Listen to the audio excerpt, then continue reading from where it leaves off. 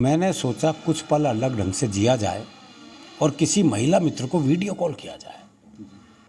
सारे beauty parlour बंद हैं, अपना चेहरा नहीं दिखाऊंगी।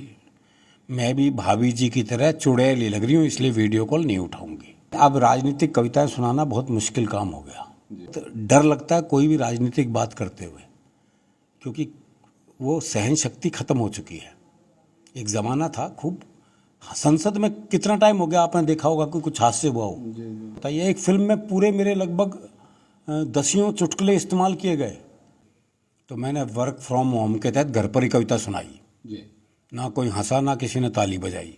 बोला 10 रुपए का दही दे दे। तो हलवाई ने पूछ लिया, भाई तेरा ब्याह हो लिया? और बोले तू क्या सोचा, इस तूफान में मेरी माँ भेजेगी मैंने दही लेना। मां सरस्वती वंदना के लिए अनुरोध करें और माइक वाले बंधुओं से अनुरोध है कि जैसे तैसे इसको किसी तरीके से ठीक कर दो। नमस्कार, मैं हूं विश्वपाल राणा, आप देख रहे हैं नमस्ते भारत न्यूज। आज हमारे साथ हास्य कवि अरुण जैमिनी हैं। उनसे जानेंगे कि किस तरह से वो लोगों को गुदगुदाते हैं, हंसाते हैं, और कई बार जिस तरह से कोरोना जैसी महामारी को लेकर भी इन्होंने हास्य विनोद हैं, उसमें इसको कोरोना को भी बदल दिया। तो आज ये पहुंचे हैं करनाल। मौका है महाराजा अग्रसेन जयंती का और यहाँ पर लोगों को गुदगुदाने के लिए पहुंचे हैं। क्या कहना चाहेंगे? पहले तो नमस्ते भारत को नमस्ते जी। बताइए जरा, क्या पूछना चाह रहे हैं आप? किस तरह से आप छोटी छोटी बातों में विनोद ढूंढ लेते हैं? हरियाणा का आदमी तो हर छोटी बात में विनोद ढूंढ ले है। हमें कहीं जाने की जरूरत थोड़ी है जी। तो हम तो हास्य विनोद में जीने वाले लोग हैं। ये जब कोरोना काल शुरू हुआ तो सबसे पहले कहा गया वर्क फ्रॉम होम। जी। बताओ हम कभी कैसे करें? जी। तो मैंने वर्क फ्रॉम होम के तहत घर पर ही कविता सुनाई जी। ना कोई हंसा, ना किसी ने ताली बजाई, और ना ही कोई पेमेंट जेब में आई जी। कई कष्ट एक साथ थे जी। फिर मैंने अपनी दूसरी जेब से पैसे निकाल के खुद को पेमेंट दी। इस तरह वर्क फ्रॉम होम की औपचारिकता पूरी की। उस समय पत्नी ने भी व्यंग किया आपके ऊपर? नहीं, मेरी इस कविता का असर पूरे विश्व पे पड़ा जी। आप देख लो, रूस और यूक्रेन के युद्ध में अमेरिका और यूरोप वर्क फ्रॉम होम ही कर रहे हैं। तो हम तो वहाँ से भी हाथ से निकाल लेते हैं। पत्नी तो बहुत व्यंग किए जी। पत्नी के तो क्या कहने थे सर? पत्नी क्या, आपकी पत्नी आप पे व्यंग कर गई? और क्या, क्यों नहीं करेगी भाई? पत्नी क्या कपड़े तक व्यंग कर गए। आप जानते हो लॉकडाउन में निक्कर और बनियान में टाइम कट रहा था जी। कपड़े जो बेचारे लटके लटके लटक गए थे। कपड़े तो कहाँ पहने जा रहे थे उन दिनों। तो अलमारी में रखे हुए कपड़े ये सोच रहे थे मालिक है भी या निमट लिया। ठीक है। तो ये स्थितियां भी थी वही कोरोना काल में।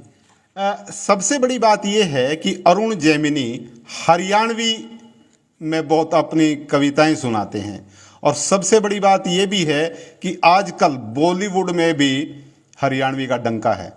तो किस तरह से इस भाषा को आप पहचान दिला पाए हैं? सर, ये इतनी प्यारी बोली है कि लोगों को एकदम अट्रैक्ट करती है। हास्य इसकी बोली में ही निहित है, बड़े सहज रूप से। अब जैसे बड़ा सामान्य संवाद है हरियाणा में कि बोले बापू माँ तना खान ने बुला रही है। बोले बाकी खा लिए? बोले हाँ बस तू ही रह रहा से।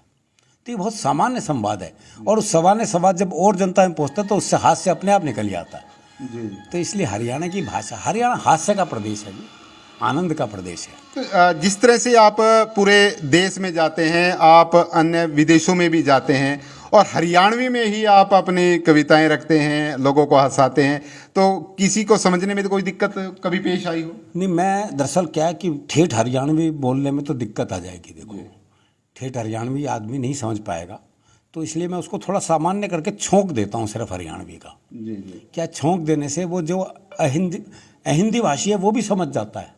हिंदी भाषी तो समझता ही है, तो हरियाणवी का एक पुट देता हूँ बस। उस पुट से ही सौंदर्य पैदा हो जाता है। अब जैसे एक 22-23 साल का लड़का जी ज़बरदस्त बारिश में, अब मैं बारिश की जगह मैं बोल दूँ तो बहुत से लोग समझेंगे नहीं, बड़ी स्वाभाविक बात है। तो मैं बारिश करता हूँ उसे। बारिश में भीगा हुआ तरबतर हलवाई की दुकान पे गया। बोला 10 रुपए का दही दे दे। तो हलवाई ने पूछ लिया, भाई तेरा ब्याह हो लिया? और बोले तू क्या सोचा, इस तूफान में मेरी माँ भेजेगी मैंने दही लेना।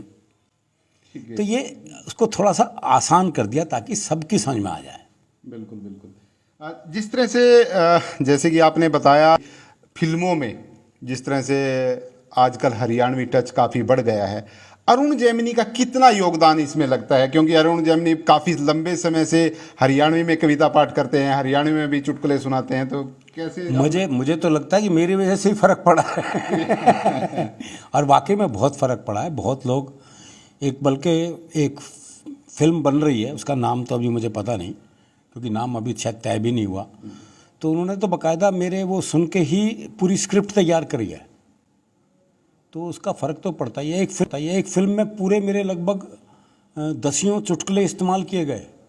वो कौन सी पिक्चर थी, वो एक भैंस पे फिल्म आई थी ना, कौन सी थी वो, नाम भी मैं भूल गया देखो। जी जी। तो उसमें लगभग 10 चुटकुले इस्तेमाल हुए थे, उन्होंने खूब करते हैं। अरुण जैमिनी आमतौर पर जिस तरह से राजनेता हैं, सुप्रसिद्ध राजनेता हैं, उन पर भी कहीं ना कहीं व्यंग कर जाते हैं, पकोड़े तलने की बात हो या कहीं अन्य मतलब इनकी मशहूर जो है वो कविताएं रही हैं। कुछ सुनाना चाहेंगे जब आप इस तरह के देखो जी, अब राजनीतिक कविताएं सुनाना बहुत मुश्किल काम हो गया जी। सच बात तो ये है। कारण ये है कि अब सहन शक्ति खत्म हो गई है। अब जो है या तो चमचे हैं या भक्त हैं, श्रोता नहीं है सामने। तो जब ये नहीं होते ना, जो सिर्फ श्रोता होते थे तो आप सुना सकते थे सब कुछ, लेकिन आप भक्त और चमचों के आगे नहीं सुना सकते। स्थितियाँ बदल चुकी हैं अब, तो अब बहुत डर लगता है कोई भी राजनीतिक बात करते हुए, क्योंकि वो सहन शक्ति खत्म हो चुकी है। एक ज़माना था खूब, संसद में कितना टाइम हो गया आपने देखा होगा कि कुछ हादसे हुआ हो? नहीं है। आँख वगैरह तो मार लेते हैं। आँख मारना कोई हादसे थोड़ी है जी। जी जी, लेकिन उससे हंसी के फव्वारे तो छूटते हैं। हंसी के फव्वारे जब तक लालू जी थे, ये सब थे, तो क्या संसद का माहौल होता था, वो माहौल कहाँ है? हादसे का अटल जी ने कितनी बातें कही हैं, अटल जी से कितने आनंद ले लेते थे सब, और अटल जी खुद हंसते थे। अब ले सकते हैं आप ऐसे? अब तो वो सूर्पनखा के हंसी पे हंसते हैं। तो वो स्थितियाँ बदल गई हैं। अरुण जी, आप आमतौर पर पत्नी पर बड़ा व्यंग करते हैं, कभी ऐसा हुआ है घर में जाके डांट पड़ी हो या कुछ इस तरह से हुआ हो? मैं तो खैर पत्नी पे बहुत कम करता हूँ, और उसे पेमेंट मिल जाती तो वो क्यों डांटेगी।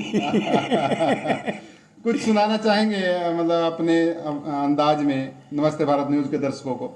बताइए क्या सुनना चाहेंगे, वही सुना देंगे। जो आपको अच्छा लगे आज वो सुनाइए। अभी बाकी तो कवि सम्मेलन में सुनाएंगे ना, वहाँ थोड़ा सा यहाँ भी सुना दीजिए। अब कोरोना काल पे ही सुना देता हूँ जी। उस वक्त क्या हुआ कि जो लॉकडाउन लगा ना 3 महीने पहले और 3 महीने बाद में, वो सबसे बुरा समय था। आप बाहर कहीं जा नहीं सकते, सब कुछ बंद। पत्नी मेरा चेहरा देखे, मैं पत्नी का, इससे बुरा समय हो नहीं सकता। तो मैंने सोचा कुछ पल अलग ढंग से जिया जाए और किसी महिला मित्र को वीडियो कॉल किया जाए, कुछ तो परिवर्तन हो। ये सोचकर मैंने अपनी सबसे सुंदर महिला मित्र को वीडियो कॉल मिलाया, लेकिन उसने फ़ोन ही नहीं उठाया। थोड़ी देर बाद लैंडलाइन पर उसका फ़ोन आया। मैंने फ़ोन ना उठाने की शिकायत की तो उसने समझाया, देखो सारे ब्यूटी पार्लर बंद हैं, अपना चेहरा नहीं दिखाऊंगी, मैं भी भाभी जी की तरह चुड़ैली लग रही हूँ, इसलिए वीडियो कॉल नहीं उठाऊंगी। तो ये अरुण जैमिनी हैं, इन्होंने अपने अंदाज में कुछ सुनाने का प्रयास किया है, बड़े मशहूर। क्योंकि हरियाणवी में जब आप कुछ गुनगुनाते हैं, कुछ सुनाते हैं, वो अपने आप में ही एक व्यंग हो जाता है, एक चुटकुला हो जाता है। तो आप सभी साथियों से गुजारिश है, इस खबर को आप ज़्यादा से ज़्यादा शेयर करते रहें। बिशपाल राणा, नमस्ते भारत न्यूज़ के लिए, करनाल।